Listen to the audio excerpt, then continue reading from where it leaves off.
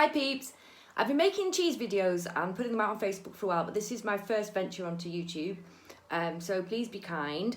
I wondered what kind of cheese I could possibly use for my very first outing. I'm from Lancashire, so I've decided to cover what I consider to be one of the world's finest cheeses, Lancashire cheese. It's made in Lancashire. It's a cow's milk cheese. It does have a PDO, which is a bit of a mouthful. It's Beacon Fell Traditional Lancashire Cheese. There are three types of Lancashire cheese. There's creamy Lancashire, tasty Lancashire and crumbly Lancashire, which is a more recent addition. And traditionally in Lancashire, it's eaten with either Eccles cakes or Chorley cakes. So Eccles cakes they look like this. Now we could have a whole video about whether or not Eccles is in Lancashire or Greater Manchester. The Eccles cake tends to have, I can see I've opened one up for you, more of a flakier, puffier pastry. It tends to be sweeter. Quite often you get crystallised sugar on the top. Chorley cakes come from Chorley. They are more of a short crust, like this, and they have the currants in the middle. You can eat these with butter on the top. My granddad used to have one, butter on his top for his bagging. So that's how you normally eat them. What makes Lancashire quite unique is that it was made from leftover milk at the end of the day. So there wouldn't be enough milk to make enough curd to make cheese. So they used the curd from 2 or 3 different days, which is what gives it its unique taste. The process was standardised in the 19th century by Joseph Gornall. It's got quite a sour, zesty taste. I don't know if you know the Mexican chain Oaxaca. They use Lancashire cheese on a lot of their dishes because it really goes with that Mexican food. It was a cheese, like a lot of British cheeses, that went out of production when rationing was introduced, due to the fact it couldn't be cut up and apportioned out so easily. So I said there's 3 types. The youngest one is your creamy Lancashire, which is matured for like 4 to 12 weeks. It's got a fluffy texture, nice creamy flavour, a little bit of acid, really good for toasting, makes a really good cheese and onion pie. Some good cheeses from Mrs. Kirkham's, which is made in Goosner from Holstein Friesian cows. It's very buttery, very creamy. How's Your Father by the Saddleworth Cheese Company. Now we could have a whole other video about Saddleworth. Again, we're on the Eccles argument, which is made by Sean Wilson, who you will remember as being Martin Platt in Coronation Street. I did go to an event he did in Preston a few years ago where he made dishes with all the different cheeses he makes. They were really good. Tasty Lancashire, a little bit older, well, quite a lot older, 12 to 24 months maturation. That develops like more of a nutty, honey flavour. Some people compare it to a blue cheese without the blue. I don't see that.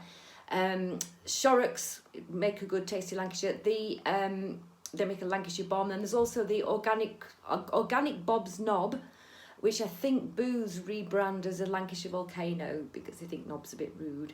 Grandma Singleton, and another great tasty Lancashire. And then we have crumbly Lancashire. This one is by Butler's. It's vegetarian. It's made from a single day's curd. It was introduced in the 1950s when Lancashire cheese had become more industrial in production rather than just being made from leftover milk. It can be matured for like up to 8 weeks. It's got a lot more lemon to the flavour. The Butler's one is 2 to 4 weeks. They suggest it as an alternative to feta, which I get. It's not as salty as feta, but it does have a little bit of saltiness to it. So what to have drinks-wise with Lancashire? Now, everybody goes on about cheese and wine. Lots of British cheeses go really well with beer.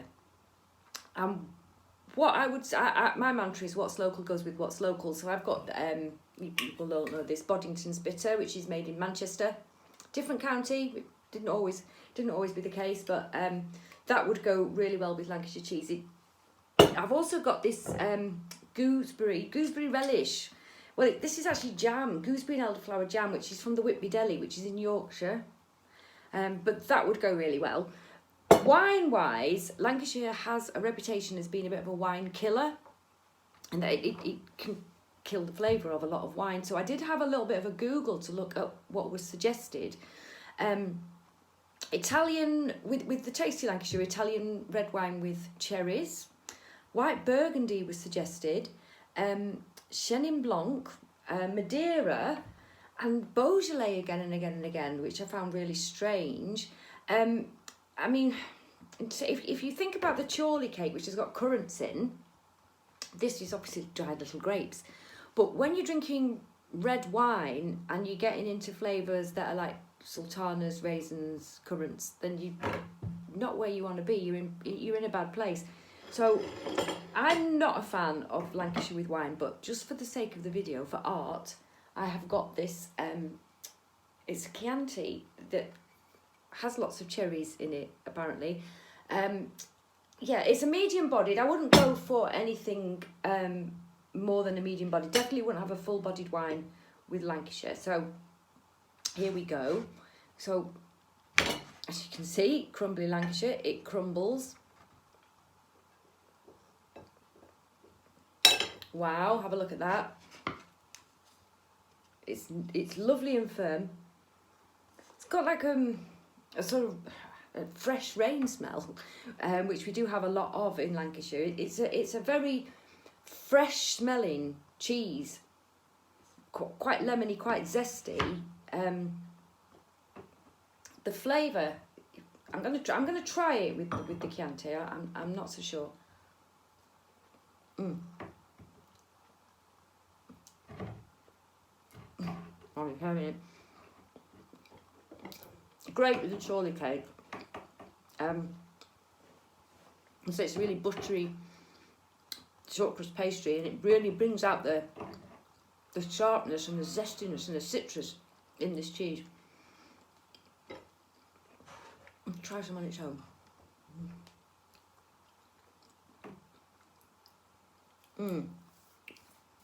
It does have this sort of sour cream flavour to it. It's a really good cheese, and you know, that with the gooseberry jam, I'd have that in a sandwich. I would. Cheese and onion, goes really well with onion. Not so much tomato. As I say, it's really strange. Cheese usually mixes with fruit. And maybe I'm putting you off, but Lancashire is a really good cheese. So I'm going to try it, as I say, for the video only, with this Chianti. I'm not convinced by the pairing. It kind of crumbles on the mouth. Beautiful stuff. It's got like a dry finish. Do you know what? It's okay. It's okay. It smooths the wine. It does smooth the wine. So, if you like the video, what do they say, YouTubers? Please like below. And you can check out my blog, Cheeselicious at Blogspot, where I write lots about cheese. If you've got any suggestions of cheeses you'd like me to talk about, please let me know. I'm struggling with the current restrictions to get to sort of fine cheese shops.